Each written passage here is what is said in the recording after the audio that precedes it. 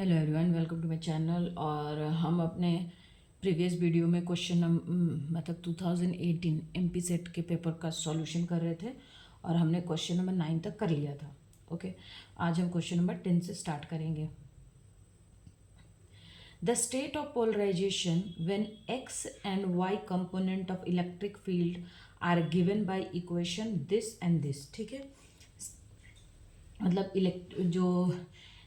हमको क्या करना है, हमको पोलराइजेशन का स्टेट बताना है जब हमको इलेक्ट्रिक फील्ड एक्स और वाई का कंपोनेंट हमको दिया हुआ है।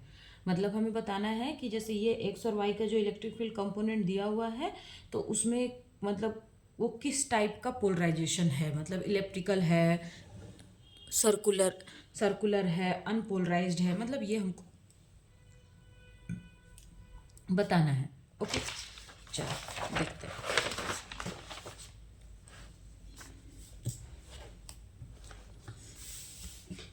देखो, ई जो एक्स कंपोनेंट है वो कितना दिया हुआ है, साइन के जेड प्लस। ठीक है, तो ये हमको दिया हुआ है ई not sign K Z minus omega T plus pi by 3। और ई ज़ीरो वाई हमको कितना दिया हुआ है, ई sign K Z minus omega T minus pi by 6। Clear है?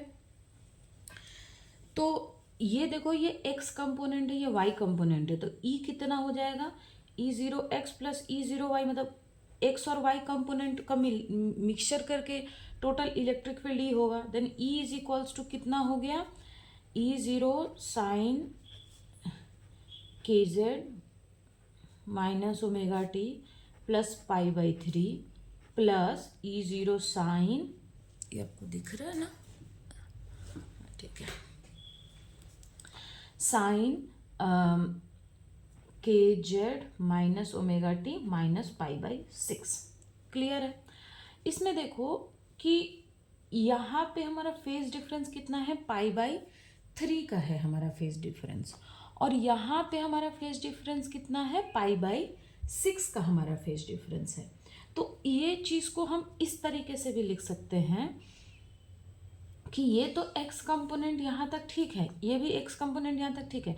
इसको हम देखो कैसे फिर इसको लिख सकते हैं, इसको हम ऐसे लिख सकते हैं कि ई ज़ीरो, इसको ये पाई में, हाँ, ई zero sine K Z minus omega T, छोड़ो इसको ऐसे रहने दो। ठीक है, इसको रहने दो ऐसे। तो यहाँ पे देखो कि एम्पलीट्यूड जो है वो इक्वल है, एम्पलीट्यूड जो है वो यहाँ पे वो इक्वल है। कैसे, ये ई ज़ीरो और यहाँ भी है ई ज़ीरो, तो एम्पलीट्यूड हमारा इक्वल है, यानी E zero X is equals to E zero Y, ये तो हमारा इक्वल है। तो हमको तो पता है कि जब इस तरीके का मतलब आता है, मतलब ये जब एम्पलीट्यूड दोनों का इक्वल हो जाए तो ये कौन किस टाइप का ये पोलराइजेशन होता है, ये होता है हमारा सर्कुलरली पोलराइज्ड। ये आपने जब पोलराइजेशन पढ़ा होगा तो वहाँ पे आपने पढ़ा होगा कि एम्पलीट्यूड इक्वल हो तो क्या होता है, एम्पलीट्यूड नॉट इक्वल हो तो क्या होता है। तो पहले ही मैंने आपको बता दिया कि अगर दोनों का मतलब दोनों कंपोनेंट का अगर इक्वली मतलब इक्वल एम्पलीट्यूड है तो ये हमारा क्या होता है, सर्कुलरली पोलराइज्ड। अब हमें देखना है कि मतलब एम्पलीट्यूड क्या हो गया, इक्वल हो गया, इक्वल एम्पलीट्यूड। ठीक है, अब हमें देखना है कि ये लेफ्ट सर्कुलरली पोलराइज्ड है या राइट सर्कुलरली पोलराइज्ड है। तो उसके लिए देखो, यहाँ फेज है पाई बाई 3, यहाँ फेज है पाई बाई 6। तो जो फेज डिफरेंस होता है वो कितना है, pi pi two minus phi one, तो that is equals to minus pi by 6 minus pi by 3। ठीक है, तो ये हमारा कितना आ जाएगा, 6, तो यहाँ पे 6 2 तो ये हमारा आ जाएगा -π/2। क्लियर। अब पाई -π/2 कर दो तो ये कितना हो जाएगा 2।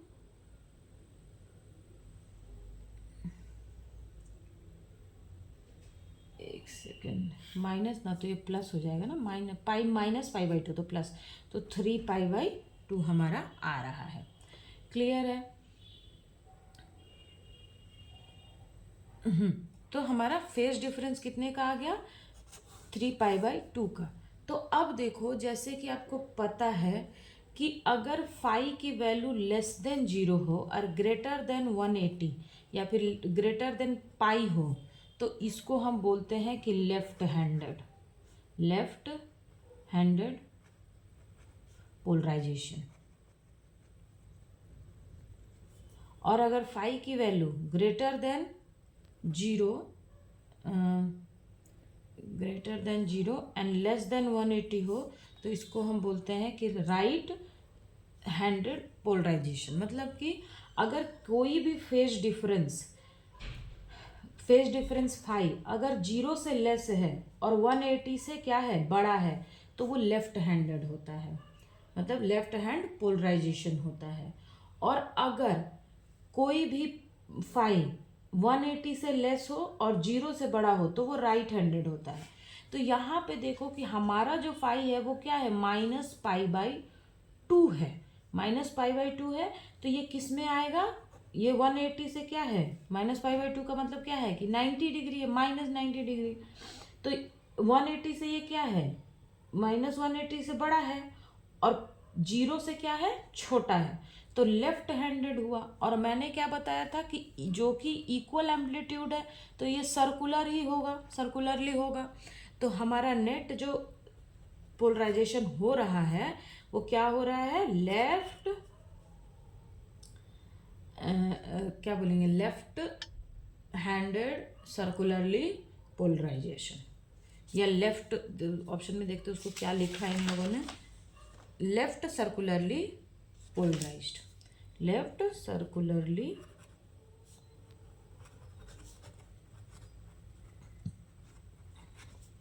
ये आपको समझ में आया कि कैसे किया है मैंने। इसमें कुछ नहीं है, बस आपको यहाँ पे जो कि एम्पलीट्यूड इक्वल है तो पहले ही पता चल गया कि सर्कुलर होगा, एम्पलीट्यूड हमारा इक्वल है, तो बस हमें ये निकालना था कि वो लेफ्ट है कि राइट है। तो बाद में मैंने फेज डिफरेंस निकाल करके 5 हमने निकाला और वहाँ से हम बता देंगे कि ये सर्कुलरली पोलराइज्ड है। Clear.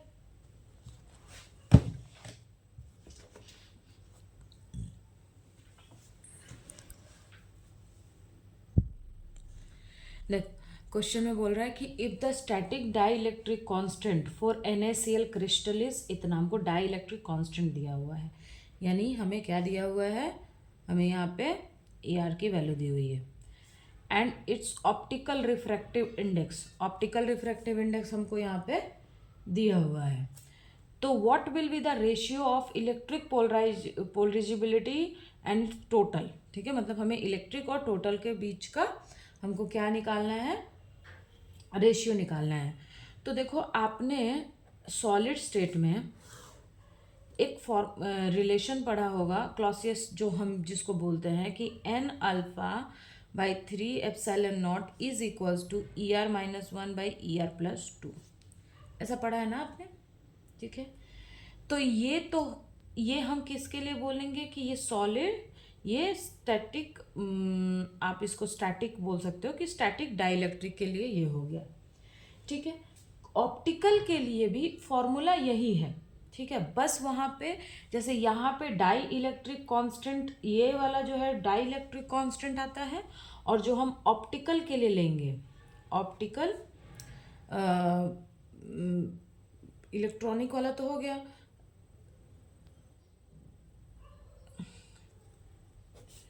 Electronic polarization corresponding to the optical response, ठीक है, रिस्पॉन्स, ठीक है। तो ये भी ऐसे ही रहता है, N alpha 3 epsilon nought equals to E infinity by infinity plus 2। ये इन्फिनिटी का क्या मतलब है कि उसका ऑप्टिकल के लिए हम ले रहे हैं, या आप इसको आर से भी डिनोट कर सकते हो, मैंने इन्फिनिटी से डिनोट किया है। क्लियर है? अब हमें क्या करना है कि हमें इन दोनों का ना रेशियो निकालना है। तो इन दोनों का जो कि हमको रेशियो निकालना है, तो देखो ये एन अल्फा 3 एप्सिलॉन नॉट है, ये एन अल्फा 3 एप्सिलॉन नॉट है। तो हम क्या करेंगे कि इसको ना किसी एक चीज़ से, मतलब मान लो कि इसको मैं बोल देती हूँ, इस टोटल को मैं बोल देती हूँ कि ई इलेक्ट्रॉनिक, और इस टोटल को मैं बोल देती हूँ कि एल टोटल। ठीक है, अल्फा ई हो गया और ये अल्फा टोटल हो गया, ये मैंने बोल दिया, क्योंकि ये मतलब दोनों एकदम इक्वल है। हमको क्या चाहिए, हमको इसका और इसका क्या करना, हमको रेशियो निकालना है। तो यहाँ पे देखो, पहले हम इसकी वैल्यू निकाल लेते हैं। तो यहाँ पे इसका कितना वैल्यू दिया हुआ है, 5.6 हमको दिया हुआ है। क्लियर है? और इसमें हमको कितना दिया हुआ है, यहाँ पे हमें रिफ्रैक्टिव ऑप्टिकल रिफ्रैक्टिव इंडेक्स, हमको रिफ्रैक्टिव इंडेक्स की वैल्यू दी हुई है, लेकिन उसके लिए हमको पहले ये कैलकुलेट करना पड़ेगा। तो पहले इसकी वैल्यू निकालो, तो ये हो जाएगा हमारा, और इलेक्ट्रॉनिक में 5/6 माइनस 1, 5/6 प्लस 2, तो ये कितना हो जाएगा, 4/6/7/6। क्लियर है? और इसका देखो, इसका रेशियो देखो, यहाँ पे देखो हमें refractive index n equals to 1.5 दिया हुआ है, और ई आर की जो वैल्यू होती है, जो ई आर की वैल्यू होती है वो होता है ना रूट ओवर जो हमारा क्या बोलते हैं, रिफ्रैक्टिव इंडेक्स की वैल्यू क्या होती है, ई आर म्यू आर। ठीक है, तो म्यू आर इक्वल्स टू 1 हो जाता है जब कोई नॉन मैग्नेटिक मटेरियल हो। नॉन मैग्नेटिक मटेरियल के लिए क्या हो जाता है, for non magnetic material mu R की वैल्यू कितनी हो जाती है, 1 हो जाती है। तो एन इक्वल्स टू कितना हो गया, यहाँ पे देखो कि एन इक्वल्स टू कितना हो गया, एप्सिलॉन आर। तो epsilon R equals to N square. तो एन की वैल्यू कितनी है, 1.5 है। तो ई आर की वैल्यू कितनी हो जाएगी, ई आर की वैल्यू यहाँ से यहाँ पे देखो, ई आर इक्वल्स टू कितना हो जाएगा, 1.5 का होल स्क्वायर, तो दैट इज 2.25 हो गया। क्लियर है? अब इसका हम निकालेंगे, तो आर इसका कितना होगा हमारा, 2.25 माइनस 1, 2.25 प्लस 2, तो ये हो जाएगा 1.25 डिवाइडेड बाई 7.25। क्लियर हो गया? इतना आ गया ना हमारा। अब हमें क्या करना है, अब हमें इसका रेशियो लेना है। क्लियर? तो देखो इसका रेशियो हमको लेना है electric polarizability and its total polarizability. ठीक है, तो R E by R total, R नहीं है अल्फा है ये, तो ये हो जाएगा हमारा 4.6/7/6, और नीचे 1.25 डिवाइडेड बाई 7.25, तो that is equals to 4.6/7.6 into 7.25/1.25। Clear है? अब इसको हमको सिंप्लीफाई करना पड़ेगा। यहाँ पे ना एक चीज़ मैंने ना गलत क्या करा है कि देखो इलेक्ट्रॉनिक पोलराइजिबिलिटी होती है किसके, ऑप्टिकल रिस्पॉन्स में, और टोटल पोलराइजिबिलिटी होती है टोटल पोलराइजिबिलिटी होती है corresponding to static response. Optical response के लिए इलेक्ट्रॉनिक पोलराइजेशन, और टोटल के लिए, यानी कि ये टोटल है, टोटल के लिए क्या होता है, स्टैटिक रिस्पॉन्स के लिए, रिस्पॉन्स से हमको क्या मिलता है, टोटल पोलराइजिबिलिटी, और ऑप्टिकल के लिए हमको क्या मिलता है, इलेक्ट्रॉनिक। तो ये इलेक्ट्रॉनिक है, ये टोटल है। क्लियर? तो ये टोटल होगा और ये हमारा इलेक्ट्रॉनिक होगा, तो इसको हमें उल्टा कर पड़ेगा, मतलब आर टोटल और बाय आर ई, तो ये हो जाए, क्योंकि हमें टोटल बाई क्या निकालना है, रेशियो ऑफ इट्स इलेक्ट्रिक, और हमें ratio of its electric polarizability and total. तो टोटल किसके लिए आता है, स्टैटिक रिस्पॉन्स में, और ये किसके लिए आता है, ऑप्टिकल के लिए, ठीक है। तो अब देखो कि R E by R total, तो आर ई कितना हमने लिया है यहाँ पे 4/6/7/6, और ऑप्टिकल कितना हो जाएगा 7.25 डिवाइडेड बाई 1.25, नहीं 4/6 है ना,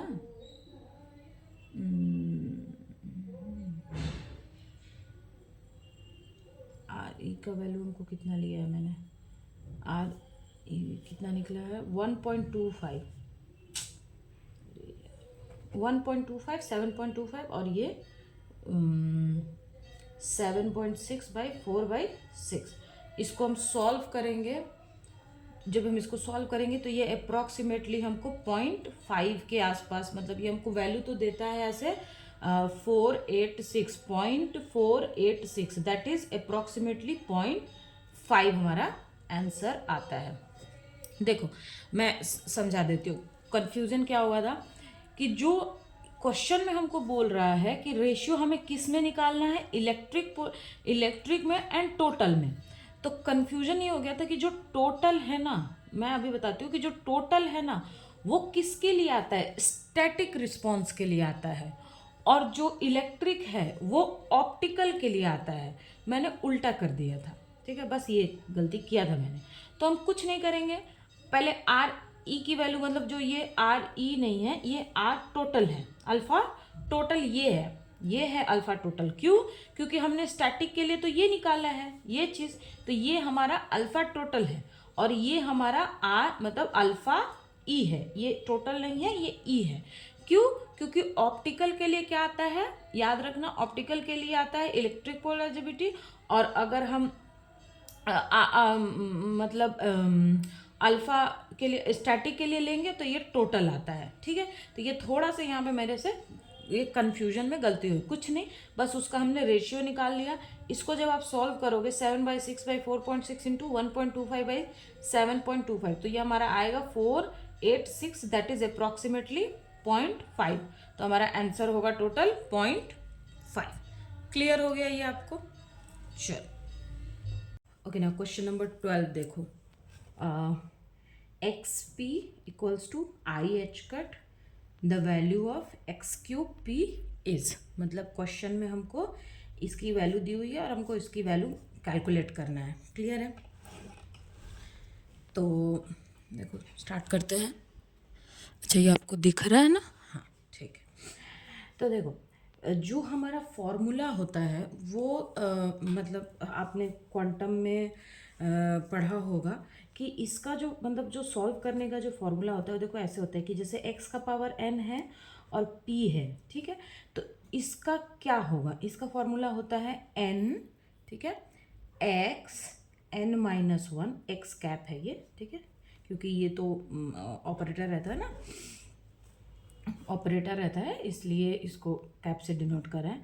n x का कैप n-1 और यहाँ x cap p cap. Clear है? x कैप और p कैप। तो यहाँ पे देखो हमारा क्वेश्चन में क्या दिया है कि x का पावर 3 है और p है, तो यहाँ पे n की जगह पे कितना है 3, मतलब n यहाँ पे है तो ये n है यहाँ, तो ये 3 है तो यहाँ 3 हो जाएगा, और ये x कैप और n-1 तो 2, n 3 है तो n-1 तो 2 है ना, और ये x कैप p कैप, और x कैप p कैप की फॉर्मूला हमको यहाँ पे ऐसे हमको पता है कि x और p का कम्यूटेशन रिलेशन क्या होता है, लेकिन क्वेश्चन में हमको दिया है, अगर हमको पता नहीं भी है तो कोई प्रॉब्लम नहीं, यहाँ पे हमको गिवन है, तो ये हो जाएगा 3x कैप स्क्वायर आई एच कट। तो इसको थोड़ा स्टैंडर्ड में लिख लो कि 3i H cut x square, x cap square, ठीक है, ये हमारा आंसर है। तो देखो कौन सा ऑप्शन करेक्ट है, ये 2 है, ये 3 माइनस बी। क्लियर? तो बी हमारा करेक्ट है, इजी है, कुछ नहीं, बस ये वाला आपको फॉर्मूला याद होना चाहिए। अगर यहाँ पे x की जगह पे p होता तब हम क्या करते, मान लो कि ये क्वेश्चन ऐसे आ जाता कि x का x है और p का पावर क्यूब है, अगर ये ऐसे आ जाता तो क्या होता 3p का पावर n-1 देन xp, ऐसे हो जाता। क्लियर? अगर मान लो कि कभी क्वेश्चन में यहाँ पे जैसे मैंने x के लिए बताया, अगर p के लिए आ जाता तो क्या होता, तो p के लिए फिर ये फॉर्मूला ऐसे एप्लीकेबल होता। क्लियर है?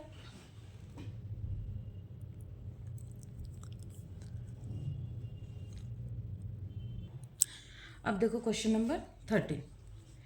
The ratio of the energy of first excited state E1 to that of the ground state मतलब हमको first excited state and ground state E1 by E0 का रेशियो निकालना है।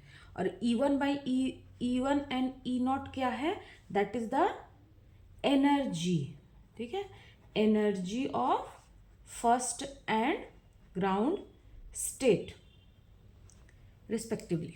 ठीक है, यानी कि हमको E1 और E0 का रेशियो निकालना है, जिसमें E1 E0 क्या है, ये हमारे एनर्जी हैं। ठीक है, एनर्जी मतलब कौन सा एनर्जी लेवल है, ये फर्स्ट एक्साइटेड स्टेट है और ये हमारा ग्राउंड स्टेट है। तो इसकी हमें क्या करनी है, इसके जो एनर्जी है उसका हमको क्या निकालना है, रेशियो निकालना है। किस में किस मतलब ये किस टाइप के एनर्जी, मतलब किस टाइप के पोटेंशियल की एनर्जी है ये, of a particle in a 3 dimensional box कैसा है, 3D बॉक्स है, जिसका साइड है L एंड L/2। यानी कि देखो x जो है वो हमारा कहाँ तक है, 0 to L तक, या हाँ y कहाँ तक है, ये भी हमारा L तक है, मतलब 0 to L है। लेकिन z हमारा कहाँ है, वो L/2 में है। क्लियर? मतलब इसका लेंथ L है, मान लो कि एक बॉक्स ऐसा है कि जिसका लेंथ है मान लो कि L, ब्रेथ भी L है, लेकिन इसकी हाइट L/2 है। इस टाइप का एक बॉक्स है, तो वहाँ पे हमें एनर्जी निकालना है। ये आपको क्लियर हो गया है ना?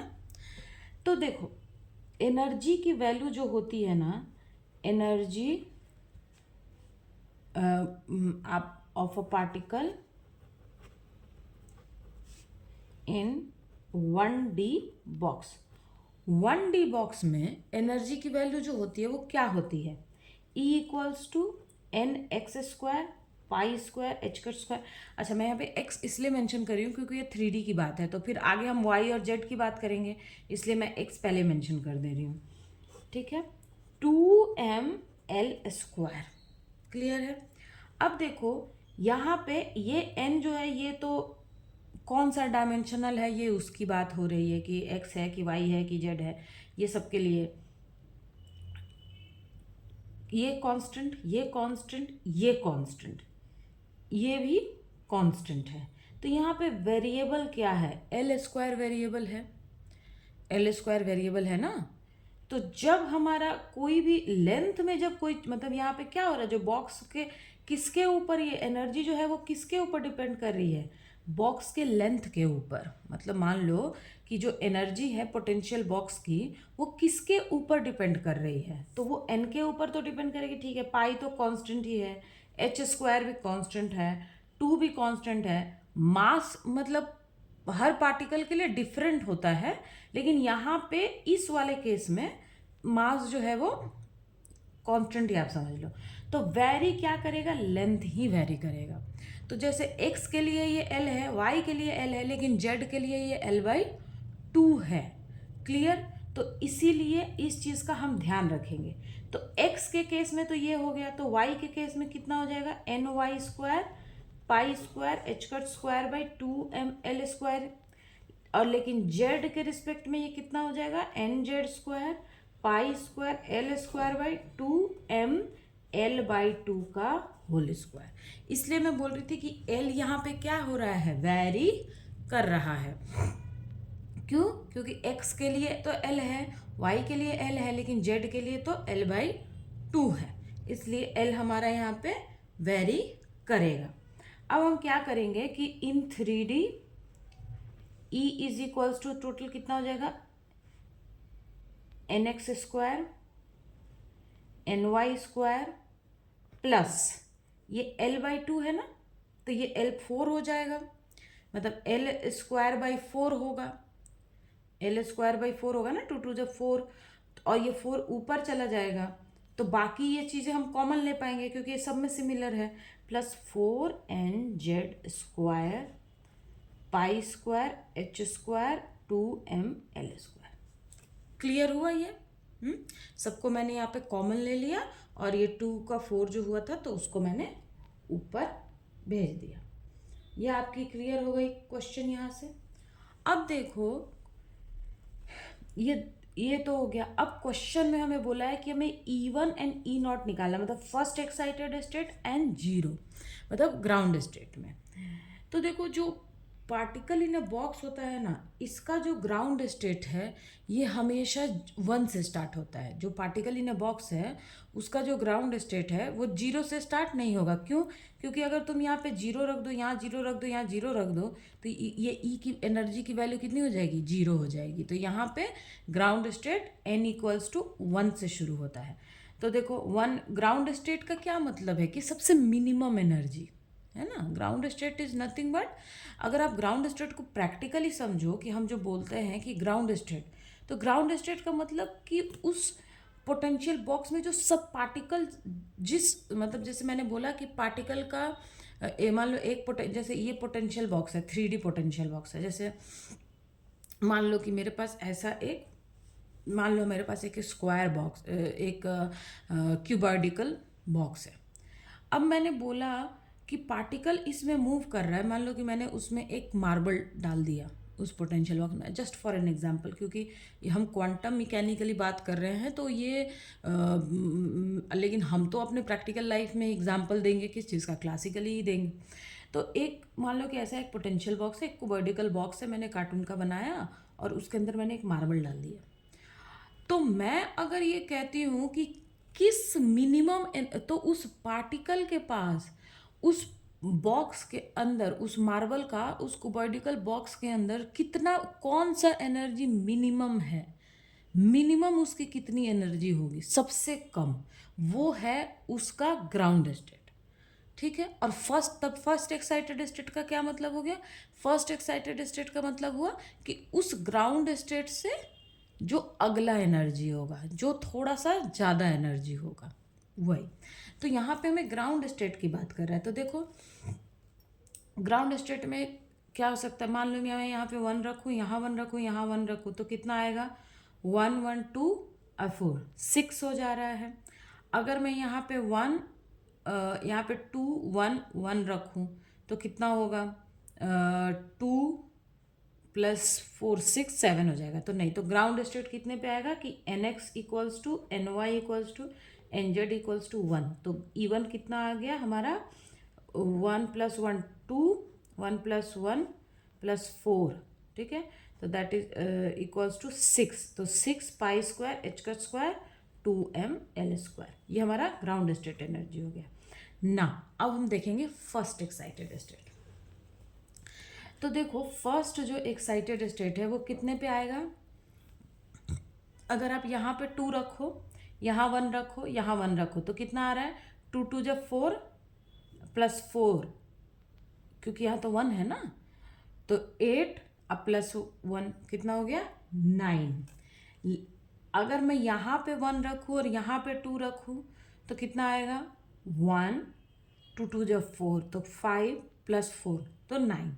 लेकिन अगर मैं यहाँ पे 2 रख दूँ तो कितना हो जाएगा? 2 2 जब 4 और 4 तो कितना हो रहा है? 16 17 18 हो जाएगा।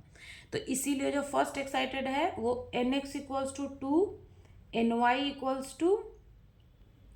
1 और nz = 1, और nx = 1, ny = 2 और nz = 1। तो इसको हम बोलेंगे कि जो फर्स्ट एक्साइटेड स्टेट है वो हमारा 2-fold डीजेनरेट स्टेट है। मतलब 2 केस के लिए सेम एनर्जी आ रहा है। ठीक है, 2 केस के लिए हमारे पास यहाँ पे कितना आ रहा है? 2 केस के लिए यहाँ पे हमारी एनर्जी कितनी आ रही है? मतलब सेम आ रही है। मतलब या तो हम x की जगह 2 रख दें या हम y की जगह 2 रखें तो भी हमारी सेम ही एनर्जी आएगी। तो ये हो गया हमारा फर्स्ट एक्साइटेड स्टेट। लेकिन अगर हम यहाँ 2 रख देते हैं z के लिए 2 अगर हम रख दें तो वो हमारा फिर थर्ड या फोर्थ एक्साइटेड स्टेट हो जाएगा, लेकिन वो वहाँ पे हमको इसकी ज़रूरत नहीं है। तो फर्स्ट एक्साइटेड स्टेट के लिए कितना हो जाएगा, देखो यहाँ पे ये 2 2 जब 4 हो गया, +1 +4 पाई स्क्वायर एच का स्क्वायर 2ml²। तो ये 8 और ये 8 8 ये 9 pi square H square 2ml²। Clear है? अच्छा, अब देखो इसका रेशियो निकालो कि E1/E0 तो 9 pi square H square 2ml² और E0 कितना है, तो ये हो जाएगा 2ml² E² एच का स्क्वायर। तो ये कैंसिल, ये भी कैंसिल, ये 3 3 जा 9 और 3 2 जा 6 यानी 3/2। तो 3/2 को हम बोल सकते हैं, यहाँ पे पॉइंट में दिया तो इसको कैलकुलेट करो तो ये 1.5 होगा। तो इसका ऑप्शन होगा हमारा सी करेक्ट है। क्लियर है? ये क्वेश्चन आपको समझ में आ गया? चलो, इसका आंसर होगा ऑप्शन नंबर सी। अब देखो क्वेश्चन नंबर 14। अच्छा, ये आपको दिख तो रहा है ना? ठीक है। अच्छा देखो, क्वेश्चन में बहुत लोग ये पूछ सकते हैं कि मैम जब ये 2 फोल्ड डीजेनरेटेड है तो इसकी एनर्जी आपने क्यों नहीं ली है? इसका कारण है कि देखो बेटा, क्वेश्चन में ना, मतलब ये जो क्वेश्चन है इसमें हमको रेशियो पूछा है कि फर्स्ट एक्साइटेड स्टेट की जो एनर्जी है और ग्राउंड स्टेट की जो एनर्जी है उसका रेशियो हमको बताना है। ठीक है, हमें क्वेश्चन में हमें आंसर में हमें ये निकालना है कि जो पार्टिकल की जो भी ग्राउंड स्टेट एनर्जी होगी और जो फर्स्ट एक्साइटेड स्टेट एनर्जी होगी उनका रेशियो क्या है, वो हमें कैलकुलेट करना है। इसलिए हम यहाँ पे 2 फोल्ड डीजनरेट वाली एनर्जी कैलकुलेट नहीं करें। अगर हमको क्वेश्चन में पूछता कि टोटल एनर्जी कितना है, तब हम ये 2 फोल्ड डीजनरेट है तो उसको भी हम कैलकुलेट करके फिर ऐड करते हैं। तो इन क्वेश्चन 2 फोल्ड डीजनरेट के मतलब क्वेश्चन में हमको क्या है, टोटल एनर्जी नहीं पूछ रहा, हमको सिर्फ रेशियो पूछ रहा है। क्लियर है? Now next question number, the energy eigen value of a particle of mass m in a potential. ये हमको एक पोटेंशियल दिया हुआ है r। ठीक है, ये पोटेंशियल दिया हुआ है, इसकी हमको एनर्जी आइगन वैल्यू फाइंड करनी है। तो देखो क्वेश्चन में, एक सेकेंड लेट मी चेक, आपको दिख रहा है तो हाँ ठीक है। देखो हमको एनर्जी आइगन जो कितना दिया हुआ है, v = ½ m² m ω² x² - bx, ½ m ω² x² - bx। ये हमको गिवन है, ये हमारे क्वेश्चन में हमको दिया हुआ है। अब हमें क्या करना है, हमें बोल रहा है कि इसकी एनर्जी आइगन वैल्यू निकालनी है। तो देखो अगर आप ये पोटेंशियल देख पा रहे हो, मतलब अगर आपको ध्यान आ रहा है, तो ये कौन सा पोटेंशियल है, ये हमारा 1D हार्मोनिक ऑसिलेटर का पोटेंशियल है, हमको दिया हुआ है। तो यहाँ से अगर सिर्फ इतना रहता तो हमें कोई टेंशन ही नहीं है। यहाँ पे ये n + ½ h⁻⁴ इसकी एनर्जी होती है, ये तो हमने पढ़ा हुआ है, हम आराम से इसे बता सकते थे। लेकिन यहाँ पे प्रॉब्लम क्या है कि एक bx भी दिया हुआ है। तो अब डेफिनेटली अगर उसके पोटेंशियल में अगर चेंज है, क्योंकि देखो अगर ये दिया होता, सिर्फ इतना सा दिया होता, मान लो कि ½ m ω² x², तो इसका हैमिल्टोनियन कितना हो जाता, kinetic energy p² 2m + vx। vx की जगह पे ये चीज़ आ जाती यहाँ पे, और बस हम इसकी energy eigen value n + ½ h⁻ हम लिख देते, काम खत्म। लेकिन यहाँ पे हमको क्या है, एक और टर्म दिया हुआ है जिसका है bx - bx हमें गिवन है। तो अब हम क्या करेंगे कि अब इसे हमें सॉल्व करना पड़ेगा, और अब इसको हमें ऐसे बनाना पड़ेगा ताकि इसे हम kinetic energy and potential energy की जो फॉर्म है उसमें हम इसको ला सकें। मतलब सॉरी, काइनेटिक एनर्जी नहीं, लेकिन हमें तो इसको इस तरह बनाना पड़ेगा ताकि हम इसकी एनर्जी आइगन वैल्यूज को लिख सकें। क्लियर है?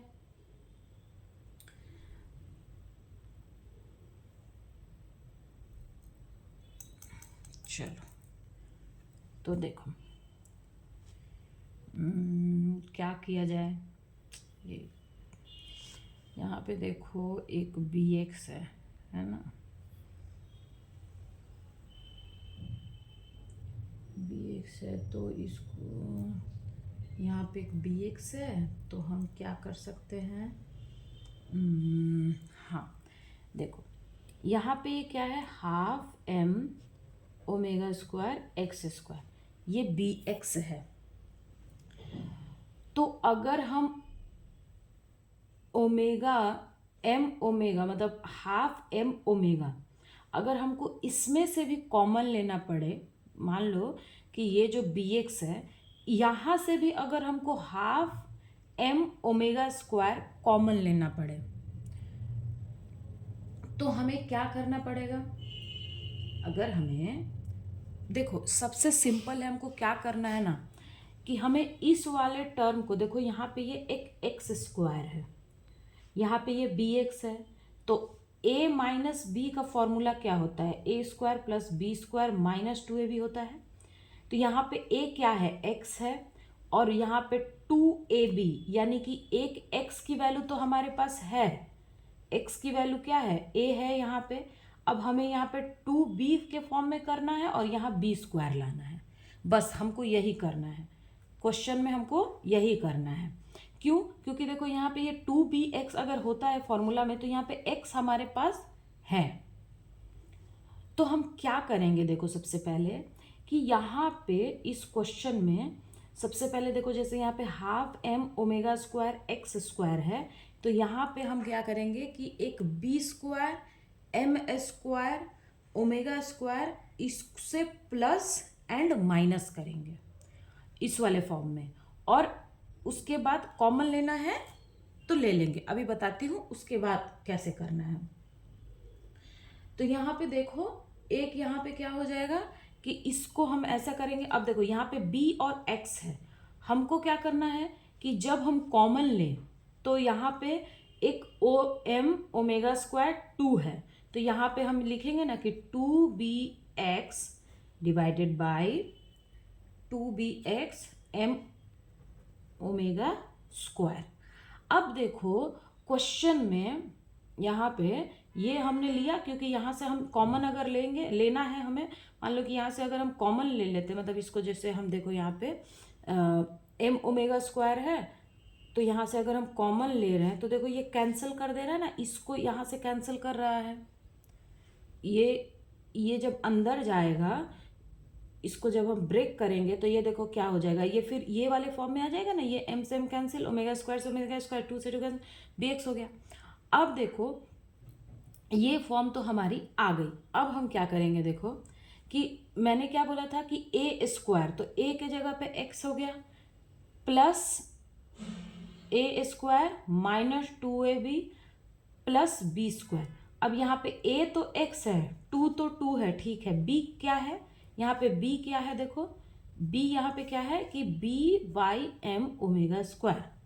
तो यहाँ पे देखो b स्क्वायर कितना हो जाएगा, b तो b का स्क्वायर कितना हो जाएगा, b square M square omega का पावर 4। अब हम यहाँ पे b स्क्वायर, अब यहाँ पे हमको b स्क्वायर लेके आना है तो क्या करना पड़ेगा, जैसे मान लो कि मुझे यहाँ पे अगर मान लो कि 0 है और मुझे इसको b फॉर्म में लिखना है तो मैं इसको ए स्क्वायर माइनस ए स्क्वायर लिख सकती हूँ, 0 है तो इसको मैं लिख सकती हूँ ना a square minus a square.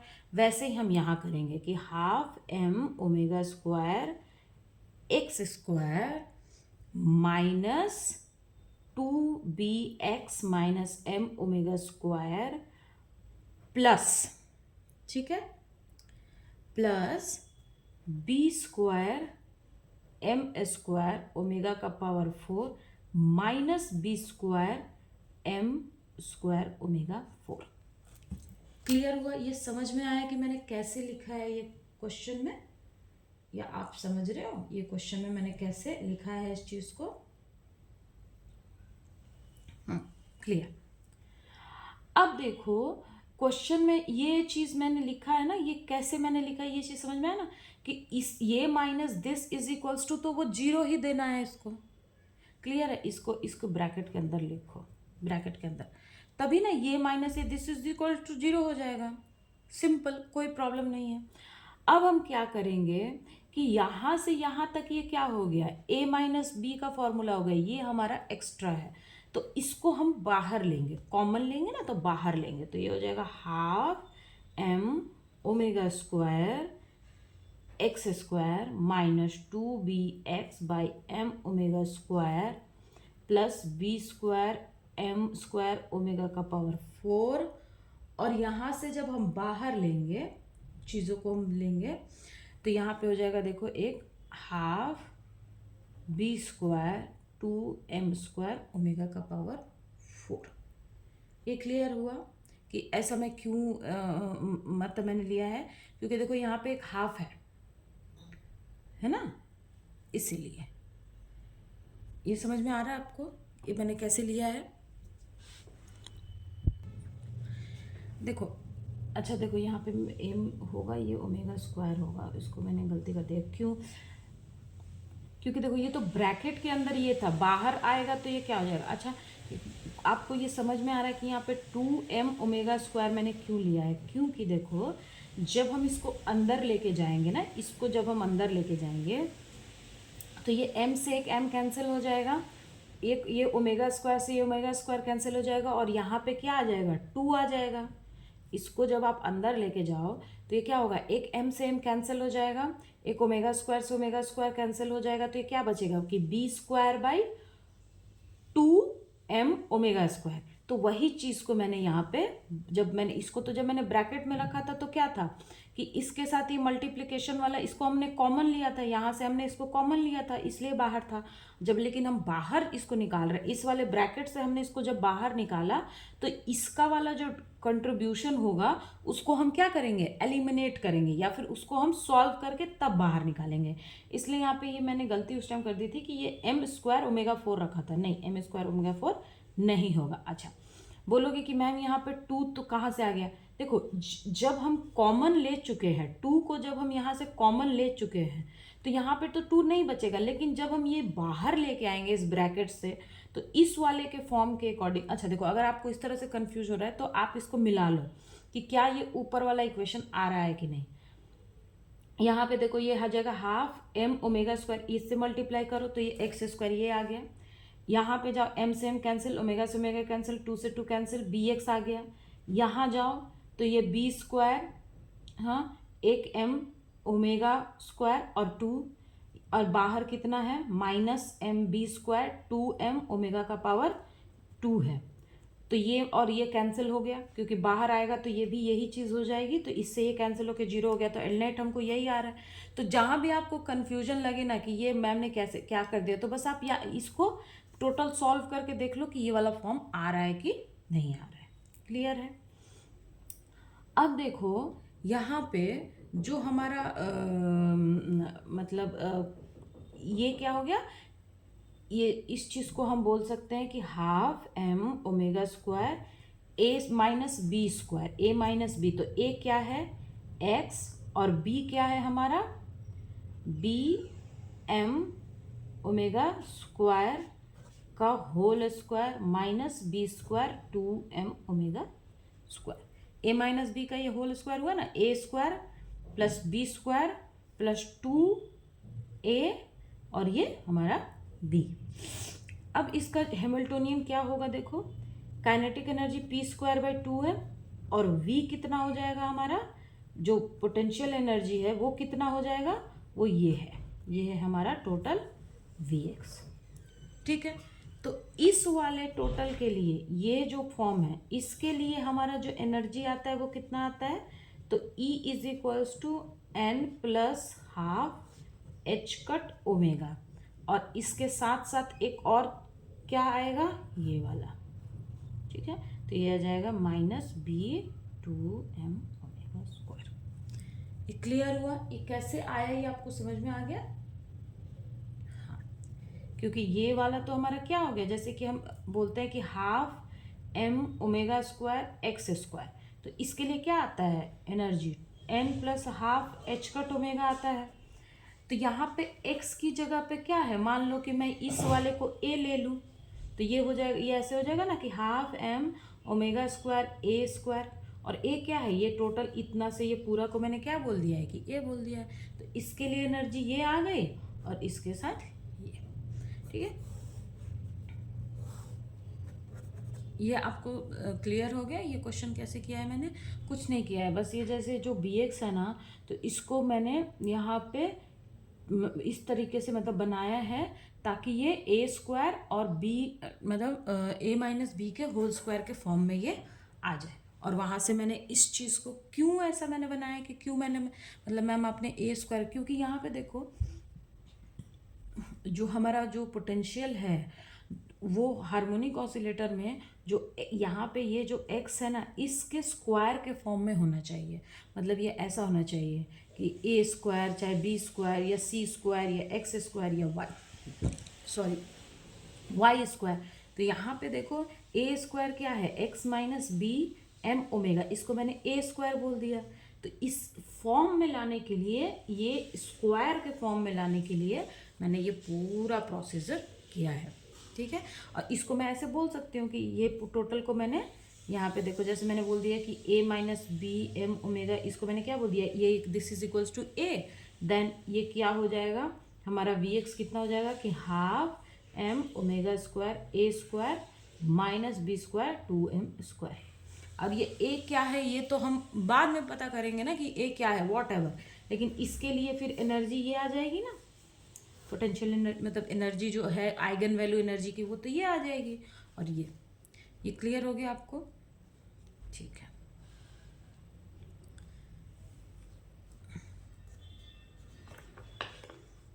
एक बार फिर से बता देती हूँ कि half M omega square x square minus B X था। मैंने क्या किया कि पहले यहाँ से मैंने हाफ एम ओमेगा स्क्वायर इन दोनों में से कॉमन ले लिया। यहाँ पे हाफ एम ओमेगा स्क्वायर इन दोनों में से कॉमन लिया। तो इन दोनों में से जब कॉमन लिया तो यहाँ पे एक m, यहाँ पे 2 और यहाँ पे m ओमेगा स्क्वायर आ गया, ठीक है। क्योंकि अगर हम इसको सॉल्व करेंगे तो फिर यही आ जाएगा। अब हम मुझे इसको ए स्क्वायर माइनस बी स्क्वायर के फॉर्म में बनाना था, तो ये ऑलरेडी 2ab के फॉर्म में है। तो यहाँ पे ये a है और ये मान लो कि b है, तो ए स्क्वायर तो यहाँ पे दिया हुआ है, तो अब ये बी स्क्वायर है। तो यहाँ पे हम इसको क्या करेंगे कि B square M square omega square को प्लस और एक बार माइनस करेंगे, क्योंकि अगर यहाँ पे जीरो, यहाँ पे मान लो कुछ भी नहीं है, जीरो है, तो हम ए स्क्वायर माइनस ए स्क्वायर कर दें, या बी मतलब 2 माइनस 2 करेंगे तो जीरो आएगा, 3 माइनस 3 करेंगे जीरो आएगा। वैसे मैंने b square by m square omega का power 4 minus B square M square omega का पावर 4 मैंने प्लस और एक बार माइनस कर दिया है, ठीक है। अब यहाँ पे मैंने क्या किया कि प्लस को अंदर रखा और माइनस वाले टर्म को मैंने बाहर लिया है।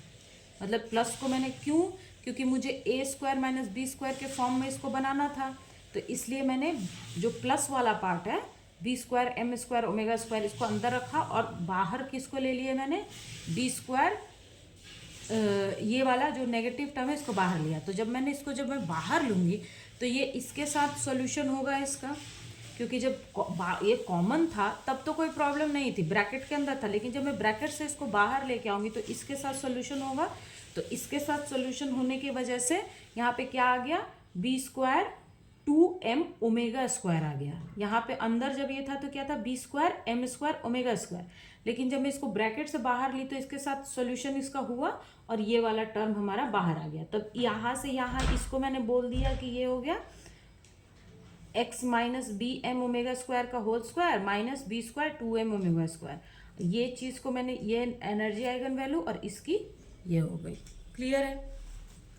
ओके ना, देखो fifth question number 15, which of the following relation is correct for Pauli spin matrices. तो जो पाउली स्पिन मैट्रिसेस होता है ना, मतलब वो क्या करते हैं, जो पाउली का जो मतलब पाउली मैट्रिसेस जो होते हैं, जो पाउली मैट्रिसेस हमने क्वांटम में पढ़ा है, वो क्या एंटी कम्यूटेशन को फॉलो करती है। किसको फॉलो करती है? एंटी कम्यूटेशन को फॉलो करती है, ठीक है। जो पाउली मैट्रिसेस होते हैं ये एंटी कम्यूटेशन लॉ को क्या करते हैं, फॉलो करते हैं। तो इसी वजह से I J is equals to zero होता है। इसका क्या मतलब है कि sigma I sigma J plus sigma J sigma I equals to zero. Clear? तो देखो इसमें कौन सा इसके लिए करेक्ट है, ऑप्शन नंबर ए हमारा करेक्ट है। एंटी कम्यूटेशन में ये जीरो होता है। कम्यूटेशन में यहाँ पे कुछ जैसे कि एक्स और पी में हम देख रहे थे प्रीवियस एक क्वेश्चन में, X and P X equals to I H cut, मतलब हम बोलते हैं कि ये दोनों क्या करते हैं, कम्यूट करते हैं एक दूसरे को, ये कम्यूटेशन लॉ को फॉलो करते हैं। तो इन दोनों का इन दोनों का जो कम्यूटेशन जो आता है वो आई एच कट ऐसा समथिंग आता है, या फिर एक्स पी हो गया, एल एक्स मतलब एंगुलर मोमेंटम वाली चीज़ें हो गई। लेकिन जो पाउली प्रिंसिपल है ये एंटी कम्यूटेशन को फॉलो करती है। तो इसका मतलब ये है कि दिस इज इक्वल्स टू हमारा जीरो। अच्छा देखो, कम्यूटेशन में ये वाला ब्रैकेट होता है और एंटी कम्यूटेशन में हम ये वाला ब्रैकेट यूज़ करते हैं। क्लियर है? तो ये आप थोड़ा सा, ये ऐसा मैंने क्यों बनाया, तो ये आपने ऐसे आपने ये पढ़ा होगा क्वांटम मैकेनिक्स में, तो आपको पता होगा ये। ठीक है, तो इसका ऑप्शन नंबर ए हमारा करेक्ट है ना। देखो क्वेश्चन नंबर ये है आपका 16। ठीक है, देखो a student A has a probability P A equals to है 1/2। मतलब एक स्टूडेंट है ए जिसकी प्रोबेबिलिटी है half of solving a problem. किस चीज़ की प्रोबेबिलिटी, मतलब कि जैसे हमारे पास एक स्टूडेंट है ए, एक स्टूडेंट है बी। ठीक है, आगे पढ़ लेते हैं फिर बताती हूँ। Student B has probability 3/4 of solving the same problem. The probability that at least one of them solve it separately. Question में बोल रहा है कि जैसे हमारे पास देखो दो स्टूडेंट है, एक स्टूडेंट ए है और एक स्टूडेंट क्या है, बी है। दो स्टूडेंट है, ये चांस है कि ये इसके मतलब मान लो कि मैंने एक क्वेश्चन दे दिया, मान लो कि मैंने इसको एक कोई क्वेश्चन दे दिया, तो ये चांस है कि जो ए स्टूडेंट है, हाँ, वो उसको सॉल्व करेगा और उसके सॉल्व करने की प्रोबेबिलिटी कितनी है, 1/2। और ये चांस है कि वो same problem question number b solve करेगा, sorry student number b solve करेगा और उसके सॉल्व करने की प्रोबेबिलिटी है 3/4। यानी कि पी ए है हमारा हाफ और पी बी है 3/4। मतलब एक क्वेश्चन है उसको इसके सॉल्व करने की प्रोबेबिलिटी है कि मतलब मान लो कि एक दो स्टूडेंट है, मान लो एक स्टूडेंट जो है वो मैथ्स में अच्छा है, एक स्टूडेंट मान लो हिस्ट्री में अच्छा है। ठीक है, तो मैंने मैथ्स का अगर कोई क्वेश्चन दिया तो जो बच्चा मैथ्स में अच्छा है वो डेफिनेटली मैथ्स का प्रॉब्लम उसके सॉल्व करने की प्रोबेबिलिटी हाई रहेगी। और दूसरा वाला भी सॉल्व कर सकता है, ऐसा नहीं है, लेकिन हो सकता है कि उसकी प्रोबेबिलिटी कम हो। और हिस्ट्री का कोई क्वेश्चन आया तो ए की कम हो जाएगी, बी की ज़्यादा हो जाएगी। तो वैसे ही है कि इसकी प्रोबेबिलिटी हाफ है, इसकी 3/4 है। ठीक है, अगर कोई हमने मान लो कि अगर मान लो हमने एक नया क्वेश्चन दिया, ठीक है, मैंने पहले क्या दिया था, पहले मैंने क्वेश्चन में मान लो कि मैंने एक फिजिक्स का प्रॉब्लम दिया था, तो इसकी प्रोबेबिलिटी थी हाफ और इसकी प्रोबेबिलिटी थी 3/4। इस बार मैंने क्या किया है कि मैंने फिजिक्स का दूसरा कोई क्वेश्चन दिया है। हो सकता है कि मान लो कि जैसे ए है, वो मान लो उसको क्वांटम मैकेनिक्स अच्छा लगता है, तो हो सकता है कि वो क्वांटम मैकेनिक्स के प्रॉब्लम्स को आसानी से सॉल्व कर ले। और बी जो है इसको क्लासिकल मैकेनिक्स अच्छा लगता है, तो हो सकता है क्लासिकल मैकेनिक्स के प्रॉब्लम को इजीली सॉल्व कर ले, है ना। सबका अपना पर्सनल फेवरेट होता है, लेकिन इसमें ऐसा कुछ नहीं है। मतलब ये था कि हाँ, ये मैं बस बता समझाने के लिए बोल रही हूँ। तो क्वांटम मैकेनिक्स का मान लो मैंने प्रॉब्लम दिया था, तो उसके सॉल्व करने की मतलब जो भी मैं प्रॉब्लम दे रही थी, मान लो एक प्रॉब्लम मैंने दिया तो इन दोनों की प्रोबेबिलिटी इतनी थी।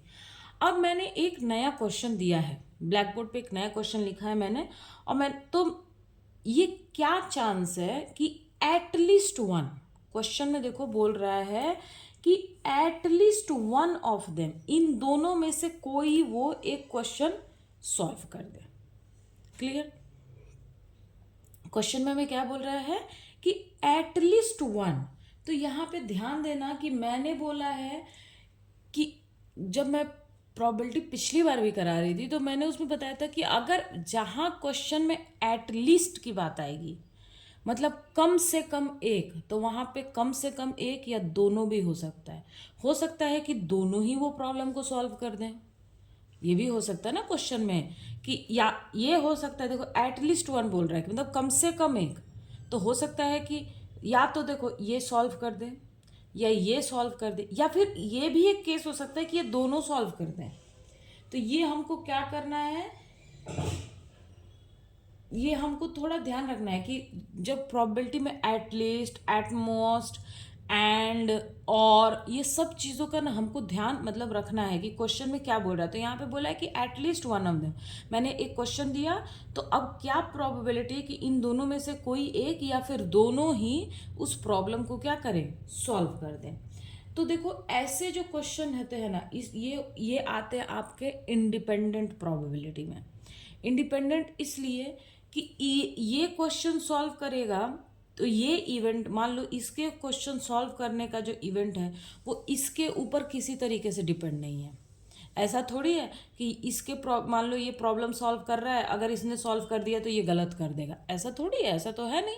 एग्जाम में मान लो दो लोग एग्जाम दे रहे हैं, तो ऐसा थोड़ी है कि एक का रिजल्ट दूसरे के ऊपर डिपेंड करता है। हाँ आप ये बोल सकते हो कि मैम चीटिंग करके लिख दिया, तो वो सब केस अलग है, या फिर पूछ पूछ के लिख लिया, नहीं ऐसा कुछ मतलब उस टाइप का सोचो कि आप एक कॉम्पिटिटिव एग्जाम में हो, वहाँ पे आप क्या ही चीटिंग करोगे। तो इसका रिजल्ट क्या इसके ऊपर, इसके पढ़ाई के ऊपर डिपेंड करेगा, नहीं, इसकी रिजल्ट इसके ही पढ़ाई के ऊपर डिपेंड करेगा। तो इस तरीके का जो इवेंट होता है इसको हम बोलते हैं इंडिपेंडेंट इवेंट, मतलब एक दोनों के ऊपर वो इवेंट जो होता है वो क्या होता है कि मतलब वो डिपेंड नहीं करता, मतलब इसके ये प्रॉब्लम सॉल्व करेगा या नहीं करेगा ये पर्सनली इसका ही प्रॉब्लम है, ये इसके ऊपर डिपेंड। जैसे मान लो कि एक बॉक्स में दो बॉल है, एक रेड और एक वाइट। अब मुझे रेड बॉल निकालना है, बाहर निकालना है, तो वो उसकी प्रोबेबिलिटी दूसरे पे पड़ेगी। ठीक है, मान लो कि दो रेड बॉल है और एक, तो दोनों में से हम क्या निकालते हैं, इस टाइप का जो इवेंट होता है उसको बोलते हैं डिपेंडेंट इवेंट, कि एक जो है वो दूसरे के ऊपर पड़ रहा है। जैसे मान लो कि बारिश होगी, तो मेरा स्कूल आना, और मान लो कि मुझे कल कॉलेज जाना है, या कल मुझे कल मान लो कि मुझे कॉलेज में सुबह बुलाया गया है, तो सुबह मैं जल्दी पहुंचूंगी या नहीं पहुंचूंगी ये हो सकता है कि मेरे गाड़ी पे डिपेंड करे, वेदर पे डिपेंड करे। तो इस तरह के इवेंट जो है वो वेदर के ऊपर डिपेंड कर सकते हैं, लेकिन मतलब डिपेंडेंट बोलते हैं इसको। लेकिन यहाँ पे इसके प्रॉब्लम सॉल्व करने की और इसके प्रॉब्लम सॉल्व करने का एक दूसरे के ऊपर डिपेंड नहीं करता है, तो इस टाइप के इवेंट को बोलते हैं कि हम इंडिपेंडेंट हैं, इंडिपेंडेंट। ठीक है, इसको हम बोलते हैं इंडिपेंडेंट इवेंट। क्लियर हो गया। अब देखो जब भी इस तरीके का प्रॉब्लम आता है ना, तो इसको हमें मतलब जैसे बोलते हैं ना कि नेगेटिव तरीके से इसको सॉल्व करने का अप्रोच हमको बनाना चाहिए। उसका कारण है कि नेगेटिव तरीके से क्या मतलब कि जैसे यहाँ पे at least one of them solve separately की जगह हम निकालें कि at least none of them solve it separately, इस तरह से नेगेटिव से सोचना चाहिए। चलो तो क्वेश्चन को देखते हैं कि ये मैंने निकाला कि probability of solving the problem by a is 1/2। So probability of not solving the problem by a, तो ये कितना हो जाएगा 1 - 1/2, तो दैट इज इक्वल्स टू कितना हो गया 1/2। सेकेंड देखो कि probability of not solving problem by B, तो दैट इज इक्वल्स टू कितना हो गया 1 - 3/4, तो दैट इज 1/4, 4 - 3 1/4। क्लियर है। इसके सॉल्व करने की प्रोबेबिलिटी अगर 1/2 है तो इसके नहीं सॉल्व करने की भी प्रोबेबिलिटी 1/2 है। इसके सॉल्व करने की प्रोबेबिलिटी 3/4 है, और नॉट सॉल्व करने की प्रोबेबिलिटी कितनी है 1/4। अब हम करेंगे कि प्रोबेबिलिटी दैट नाइदर ए और बी सॉल्व द प्रॉब्लम। मैंने क्या बोला आपको कि इसको नेगेटिव तरीके से हमको क्वेश्चन में निकालना है कि at least one solve the problem, तो हम इसको नेगेटिव तरीके से सॉल्व कर रहे हैं, ठीक है। इसीलिए मैं यहाँ पे नाइदर ले रही हूँ कि नाइदर ए, मतलब कि ये क्या प्रोबेबिलिटी है कि ना वो प्रॉब्लम ए सॉल्व कर पाए ना ही उसे बी सॉल्व कर पाए, ठीक है। तो ये हो जाएगा आपका, देखो इसके नहीं सॉल्व करने की तो that is probability of not solving by a, यहाँ पे मैं नॉट लिख देती हूँ, into probability of not solving by B, तो दैट इज इक्वल्स टू कितना हो जाएगा 1/4 इंटू 1/2, दैट इज 1/8। क्लियर है। अब हमने निकाल लिया कि neither a nor b solve the problem. So अब हम कर सकते हैं कि प्रोबेबिलिटी दैट आइदर ए और बी सॉल्व द प्रॉब्लम, तो that is equals to 1 - 1/8 is 7/8, यानी हमारा आंसर जो है वो कितना है 7/8 है। कुछ नहीं, क्वेश्चन में दिया था कि दोनों में से मतलब at least one of them solve it separately, question में हमको ये दिया था। तो मैंने पहले क्या निकाल लिया कि ए के सॉल्व करने की प्रोबेबिलिटी हमको दी थी, बी के भी दी थी, तो मैंने दोनों का निकाल लिया कि नॉट सॉल्व करने की प्रोबेबिलिटी की, मतलब ये भी सॉल्व नहीं कर पाएगा, ये भी सॉल्व नहीं कर पाएगा। फिर मैंने निकाल लिया कि प्रोबेबिलिटी दैट आइदर नाइदर, मतलब दोनों में से कोई भी सॉल्व इसको नहीं कर सकता, तो इन दोनों को मैंने क्या किया, मल्टीप्लाई कर दिया। और फिर मैंने वहां से डायरेक्ट निकाल लिया कि प्रोबेबिलिटी दैट नाइदर ए और बी सॉल्व द प्रॉब्लम, तो वो मैंने निकाल लिया यहाँ से। फिर वहां से निकाल लिया कि प्रोबेबिलिटी दैट आइदर ए और B solve the problem is 1 - 1/8, और जो कि हमारी टोटल प्रोबेबिलिटी 1 होती है, इसीलिए मैं यहाँ पे 1 से माइनस कर रही हूँ, ठीक है। कि प्रोबेबिलिटी कि दोनों में से कोई सॉल्व नहीं कर पाएगा एंड प्रोबेबिलिटी दैट दोनों में से कोई एक तो सॉल्व कर ही लेगा, इन दोनों का सम हमेशा 1 होगा, मतलब प्रोबेबिलिटी, टोटल प्रोबेबिलिटी हमेशा 1 होती है ना, इसलिए मैंने इसको 1 में से माइनस कर दिया है। ये क्लियर हो गया आपको?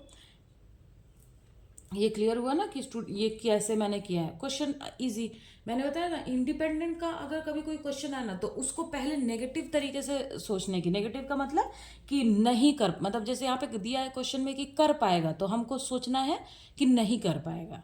अगर इंडिपेंडेंट, तो उस तरीके से क्या ना, प्रॉब्लम को सॉल्व करने का जो थोड़ा सा, मतलब कभी कभी ऐसा नहीं है कि हमेशा इसी अप्रोच से प्रॉब्लम सॉल्व होता है, लेकिन आप अगर इंडिपेंडेंट है तो आप थोड़ा सा इस तरीके से सोचोगे, मतलब यहाँ से स्टार्ट करोगे सोचना, तो हो सकता है कि ईजिली सॉल्व हो जाए, बाकी कुछ भी ऐसा नहीं है, ठीक है।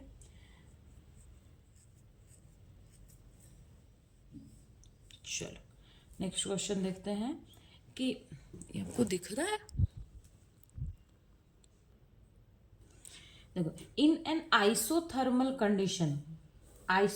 Condition the pressure P for a gas varies with the volume V according to, ये हमारा वेरिएशन दिया है, the bulk modulus is proportional to, यहाँ पे हमको बल्क मॉडुलस निकालना है, ठीक है। तो P की वैल्यू हमको दी हुई है, एक मिनट में चेक, आपको दिख रहा है ना,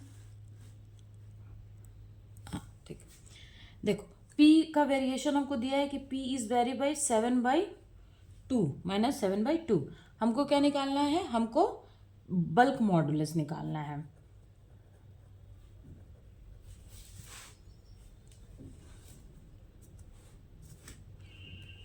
चलो हमको क्या निकालना है, हमको बल्क मॉडुलस का वैल्यू निकालना है। तो bulk modulus B is equal to कितना होता है, -V dP/dV। तो यहाँ V तो नहीं है, P है, ठीक है। तो इसको हम ऐसे लिख सकते हैं ना कि P is equals to some constant, मान लो कि इसको हटा के सम कांस्टेंट K, और यहाँ पे V का पावर 7/2, तो dP/dV कितना हो गया, K -7/2 V to the power -7/2 -1, तो that is equals to K -7/2 K V का पावर -9/2। अब इसको हमको यहाँ पुट कर देना है, तो यहाँ पुट करेंगे तो देखो क्या होगा, b is equals to minus V D P by D V की जगह पे -7/2 के v का पावर 9/2। तो दैट इज इक्वल्स टू, ये प्लस हो जाएगा तो ये हो जाएगा आपका 7/2 के, और ये v है, v का 1 है, यहाँ पे ये 1 है, तो ये हो जाएगा v1 माइनस 9/2। तो दैट इज 7/2 के v का पावर -7/2, यानी बल्क मॉड्यूलस। देखो तो ये टोटल कांस्टेंट, ये कांस्टेंट है, ये भी कांस्टेंट है, तो ये कांस्टेंट है, मतलब ये तो टोटल कांस्टेंट है। So v is proportional to -7/v का पावर -7/2। क्लियर है? तो यहाँ पे देखो कौन सा ऑप्शन करेक्ट है, ऑप्शन सी, v का पावर -7/2। क्लियर है? ये क्वेश्चन आसान है बहुत, ये हमारा शायद बस इसमें आपको ये बल्क मॉडुलस का फॉर्मूला पता होना चाहिए, बाकी इस क्वेश्चन में कुछ भी ऐसा मतलब टफ जैसा कुछ भी नहीं है ना। देखो, simplify the following function using a Boolean algebra and find the right answer. इसको बुलियन अलजेब्रा से इसको सॉल्व करना है बस, और इसमें कुछ भी नहीं करना है।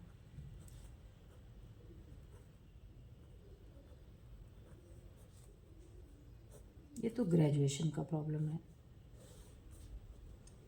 ठीक है। इसको बुलियन अलजेब्रा से सॉल्व करना है। तो सबसे पहले हम क्या करेंगे, अप से स्टार्ट करेंगे, अप से, ठीक है। तो ये तो आपको पता है ना कि जब हम इसे हटाते हैं तो अगर प्रोडक्ट है तो वो समेशन में चेंज होता है, और समेशन है तो प्रोडक्ट में चेंज होता है। क्लियर? तो देखो A dot B, B A dot B, यहाँ पे ये प्लस हो जाएगा और इसके ऊपर ये हो जाएगा, ये वाला सबसे हमने यहाँ से स्टार्ट किया है। क्लियर? अब देखो ये है और ये है, ये है और ये है, तो इसको एक बार हटाएंगे तो प्रोडक्ट होगा, फिर एक बार हटाएंगे तो प्लस होगा, तो ये दोनों क्या हो गया, एक दूसरे को कैंसिल कर देंगे, ठीक है, क्योंकि दोनों सेम ही है। आखिर अल्टीमेट में रिजल्ट हमको वही मिलना है। जैसे ए डॉट डॉट मतलब डैश डैश, तो ये होता है हमारा ए। क्लियर है? तो इसको हम एलिमिनेट कर देते हैं, तो नेट हमारा कितना बच गया, A B dash plus B A. Clear है? मैंने बताया कि ये दोनों एक दूसरे को क्या करेंगे, कैंसिल कर देंगे। अब यहाँ पे देखो, तो ये ए मैंने बोला कि हटेगा तो ये क्या हो जाएगा, प्लस, यहाँ पे प्रोडक्ट में है तो ये प्लस में आ जाएगा, प्लस बी।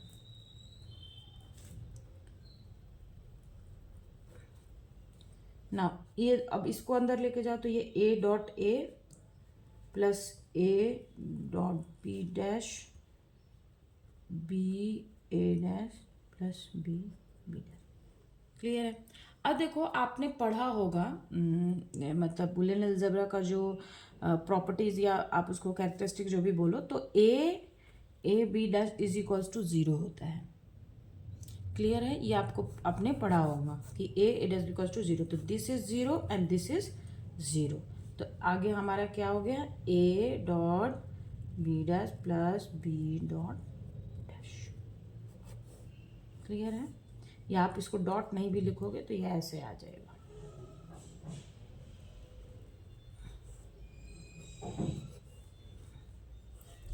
क्लियर है? तो हमारा कौन सा ऑप्शन आया, ए dash B plus B A dash. ये तो है नहीं, इसमें डैश नहीं है, तो ये नहीं है, ये तो बिल्कुल भी नहीं है, ये नहीं है। ऑप्शन हमारा बी करेक्ट है। क्लियर है? ये समझ में आया? कुछ नहीं था, बस इसको हमको एलिमिनेट करना रहता है। ये तो हमारा ग्रेजुएशन का प्रॉब्लम है इसी से। अच्छा ये देखो क्वेश्चन नंबर 19, जो हमारा क्वेश्चन नंबर 19 है ना, ये थोड़ा लेंदी है। मतलब इसमें आप देख ही रहे हो कि पार्शियल डिफरेंशियल इक्वेशन है हीट का, है ना, तो ये हमको सॉल्व करना पड़ेगा। तो इसमें मैं अगर कोई इजी क्वेश्चन है तो मैं पहले उसको करा देती हूँ, फिर इसको कराते हैं। ये 20 नंबर है, ये भी टफ मतलब लेंदी ही है। लेंदी मतलब ज़्यादा लेंदी नहीं है, इसको थोड़ा सा एक्सप्लेन करना पड़ेगा। तो मैं पहले 20 21 करा देती हूँ, फिर आपको मैं 19 कराती हूँ, क्योंकि वो ना थोड़ा लेंदी है इसीलिए। चलो ये क्वेश्चन देखो, ये जो क्वेश्चन दिया हुआ है ना यहाँ पे, ये जो क्वेश्चन आप देख रहे हो, ये 20 नंबर जो क्वेश्चन है, ये क्वेश्चन हमारे एग्ज़ाम में डिलीट हो गया था। उसका मैं कारण बता रही हूँ, जब हम इसको सॉल्व करेंगे तो आपको इसका कारण पता चल जाएगा। इसमें मे भी हो सकता है कि मैं इसको सॉल्व करती हूँ, फिर हम मैच करते हैं और देखते हैं कि क्यों ये क्वेश्चन डिलीट हो गया था। लिस्ट यहाँ पे ए दिया हुआ है, यहाँ पे लिस्ट मतलब सेकंड दिया हुआ है, ये फर्स्ट दिया हुआ है, इसको हमको मैच करना था। तो पहला देखो, पहला है ए आई जे के बी एल एम, ठीक है। यहाँ पे देखो कि आई है, जे है, के है, एल है, एम है। तो ये टोटल, ये कितना रैंक है इसका? इसका रैंक है 3, 1 2 3। इसका रैंक है आपका 2, तो टोटल इसका रैंक कितना हो गया? 5। क्लियर है? इसका टोटल रैंक कितना हुआ हमारा? 5। यानी कि इसका जो नेट मतलब प्रोडक्ट करके आएगा वो, मान लो कि अगर मैं लिखती हूँ तो आई जे के एल एम ये आता है, और टोटल इसका रैंक कितना आ जाता है हमारा? 5। क्लियर? तो यानी ए के लिए एस करेक्ट है, यानी ए जो है वो, सॉरी 1 जो है उसके लिए एस करेक्ट है। इसके लिए ये करेक्ट है। सेकंड देखो, ए आई जे के बी आई जे, इसका जो रैंक है वो 1 2 3 है, इसका जो रैंक है वो 1 2 है। लेकिन जब यहाँ पे देखो ये कंपोनेंट और यहाँ ये दोनों सेम है, ये आई जे है तो ये भी आई जे है। तो इस केस में क्या होता है कि इस केस में जो रैंक होता है वो हम निकालते हैं कब हम फॉर्मूला इसको लगाते हैं, ये फॉर्मूला हम जब लगाते हैं जब यहाँ पे कंपोनेंट सेम हो जाए। जब कंपोनेंट सेम हो तो हम इसको निकालेंगे। देखो इसका एक फॉर्मूला होता है, अगर कंपोनेंट सेम है तो उसके लिए कि rank of A plus rank of B minus 2 into number of contraction. Contraction मतलब कौन कौन सा सेम हो रहा है। तो रैंक ऑफ ए कितना है हमारे पास? 3। रैंक ऑफ बी कितना है? 2 इंटू नंबर ऑफ कॉन्ट्रैक्शन। कितने कॉन्ट्रैक्शन है? 1 2, क्योंकि 2 सेम हो रहा है ना, आई भी सेम है, जे भी सेम है, तो 2 कॉन्ट्रैक्शन हो रहा है, तो यहाँ पे 2। तो ये कितना हो गया? 5 माइनस 4 दैट इज 1। यानी इसका जो टोटल रैंक होगा वो हमारा कितना आएगा? 1 आएगा। लेकिन यहाँ ऑप्शन में देखो कि रैंक ऑफ टेंसर 2 ये तो है नहीं, रैंक ऑफ टेंसर 4, यानी 1 तो है ही नहीं ऑप्शन में ना, रैंक ऑफ 1 है मतलब दिया ही नहीं है, इसीलिए ये क्वेश्चन जो है ना वो डिलीट हो गया था।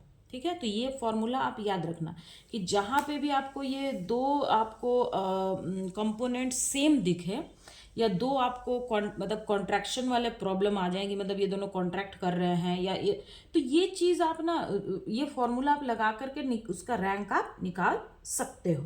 क्लियर है? तो इसका रैंक आया 1, ये तो हमारा लिस्ट 2 में ये चीज़ दिया ही नहीं है। 3 में देखो कि D S square equals to D X square plus D Y plus D Z square.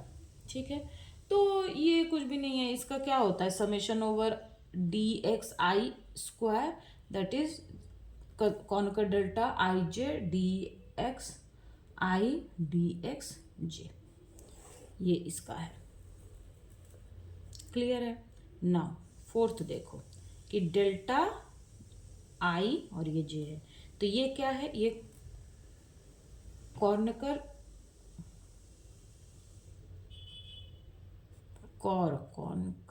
Delta, इसका स्पेलिंग शायद मैंने गलत लिखा है, जो भी है आप समझ लेना। ठीक है, ये कॉनकर डेल्टा है,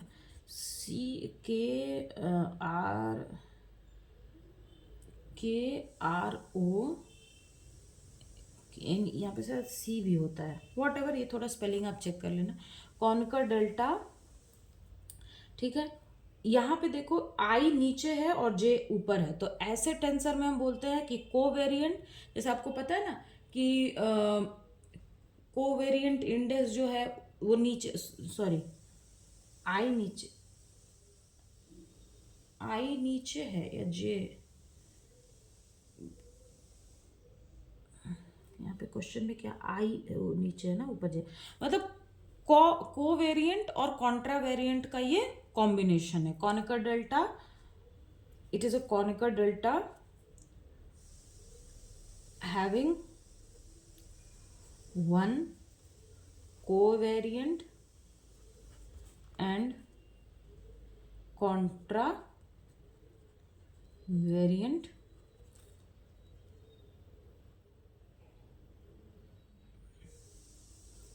having contravariant index, so it is a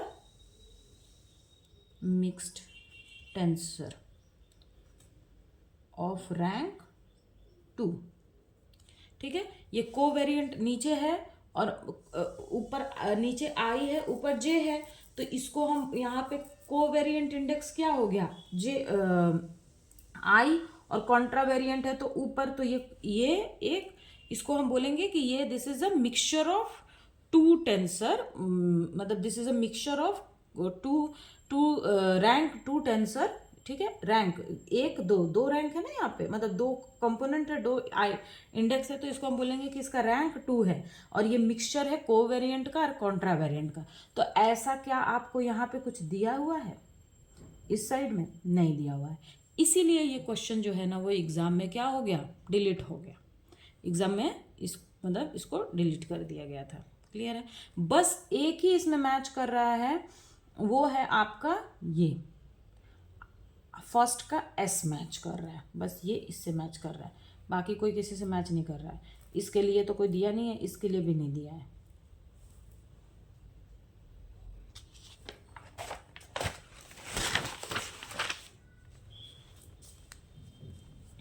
ये दिख रहा है आपको? चलो देखो, consider the transformation Q is this, P is this, where alpha, beta, A, B are real parameters. For what value of A and B, this could be a canonical transformation. तो simple है, देखो जो canonical transformation होता है, condition for canonical transformation, canonical transformation का condition क्या होता है कि del Q by del small Q, del capital P by small P minus del capital Q by del small P, del capital P by small Q is equals to 1 होना चाहिए। ये है हमारा कंडीशन, कैनोनिकल के लिए ये condition होता है।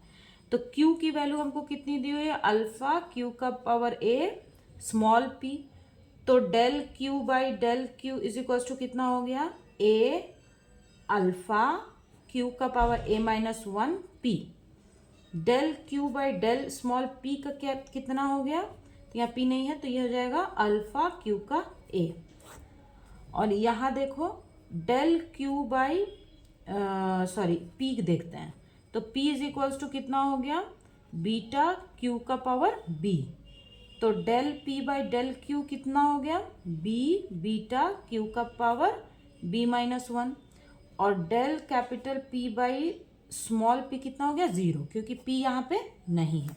अब हम ये सारे वैल्यू को यहाँ पे पुट करेंगे, मैं यहाँ पे कर देती हूँ, देखो तो ये वैल्यू तो हमारी 0 ही दी है यहाँ पे, देखो p बाई पी तो कितना है, capital p by small p तो कितना है 0 है, तो ये टोटल वैल्यू तो हमारी 0 हो जाएगी, तो this value will become 0।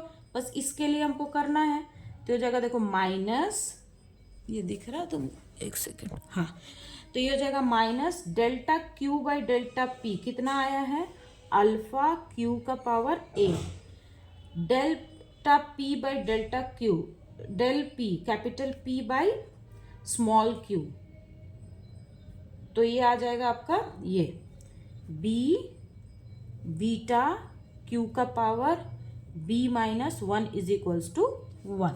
Clear हुआ? तो देखो अब इसको हम ऐसे बोल सकते हैं ना कि अल्फा बीटा बी क्यू का power a plus B minus 1 equals to minus 1, ये माइनस मैंने इधर ले लिया। अब देखो यहाँ पे ये अल्फा है, बीटा है, बी है, क्यू है, यहाँ माइनस 1 है, तो हम क्या करेंगे कि यहाँ पे देखो कुछ मान लो कि यहाँ पे मान लो मैंने एक 1 लिया, तो ये q का पावर हम 0 कर सकते हैं। किसी भी चीज़ का पावर अगर 0 है तो उसकी वैल्यू 1 होती है। तो यहाँ पे मान लो कुछ भी नहीं है, तो मैंने यहाँ पे ये 1 लिया और इस 1 को मैंने बोल दिया कि q का पावर 0। तो यहाँ पे q का जो पावर है और यहाँ जो q का पावर है उसको हम क्या करेंगे, कंपेयर करेंगे। तो ये जगह a plus B minus 1 equals to 0, then a plus B is 1, b is equals to, या आप a लिख लो, a is equals to 1 minus B. अब हम इस चीज को इसमें पुट करेंगे, तो इसमें हम पुट करेंगे तो देखो a की जगह पे हम क्या पुट करेंगे, 1 माइनस बी, सॉरी यहाँ पुट करेंगे, यहाँ भी कर सकते हैं, कोई प्रॉब्लम नहीं है। तो a 1 माइनस बी पुट करो, यहाँ पे देखो कि अल्फा बीटा बी, और a की जगह पे 1 माइनस बी पुट करेंगे और यहाँ b माइनस 1 है, तो क्या हो जाएगा, ये वैल्यू 0 हो जाएगी, मतलब 1। तो दिस इज इक्वल्स टू हमारा कितना हो जाएगा, 1। इसमें पुट करो, देखो इसमें पुट करोगे तो कितना आ जाएगा, q का पावर 1 माइनस बी और ये प्लस b माइनस 1, तो ये इससे कैंसिल होकर कितना दे देगा, q का power 0, that is equals to 1, ये 1 हो जाएगा ना। तो इसीलिए मैंने इतना इक्वल्स टू यहाँ पे माइनस 1 लिख दिया है। Now b is equals to कितना आ गया, 1 माइनस अल्फा इंटू बीटा। अब b की वैल्यू हमारे पास आ गई, तो a इज इक्वल्स टू कितना है, 1 माइनस बी, तो ये हो जाएगा 1 plus 1 upon alpha into beta, यानी हमारे b की वैल्यू है 1 बाई अल्फा इंटू बीटा, और a की वैल्यू आ गई 1 प्लस अल्फा बाई बीटा। अब देखो इनमें कौन सा प्रॉब्लम सही, मतलब कौन सा, देखो a का 1 माइनस अल्फा नहीं, तो a तो नहीं, हमारा तो b है ना, तो ये नहीं होगा। यहाँ 1 प्लस ही में, तो ये भी छोड़ो। a 1 minus alpha into beta नहीं, यहाँ माइनस थोड़ी है, ये भी गलत है। ये देखो a 1 plus alpha into beta, हाँ ऑप्शन हमारा डी करेक्ट।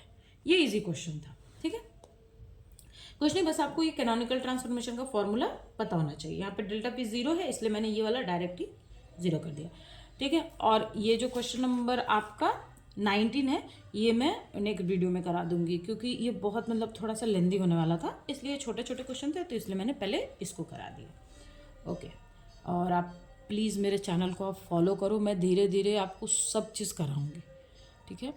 क्योंकि देखो इस तरीके से अगर आप पेपर सॉल्व कराते हो ना, तो आपको थोड़ा टाइम लगता है, तो आप पेशेंस रख के मेरे चैनल को आप फॉलो करो, ठीक है। Okay, thank you.